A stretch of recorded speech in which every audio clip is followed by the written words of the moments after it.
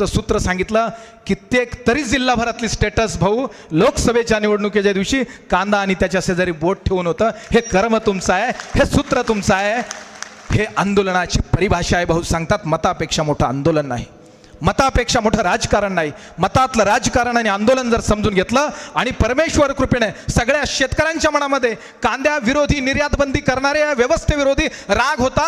राग एकट्या नाशिक जिल्ह्यात होता असं वाटत होतं. 11 जिल्ह्यांमध्ये 11 मतदारसंघामध्ये तो राग दिसला आणि 11 खासदार पडले गेले.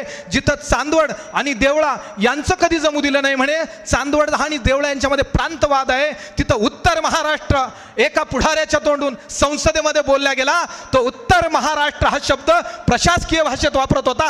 पहिल्यांदा राजकारण म्हणून उत्तर महाराष्ट्र अजितदादांच्या तोंडी आला, नरेंद्र मोदी साहेबांच्या तोंडी आला. त्याला कारणीभूत त्या ठिकाणी मतदान करताना त्या बटनाच्या शेजारी असलेला कांदा तुम्ही लक्षात ठेवला. म्हणून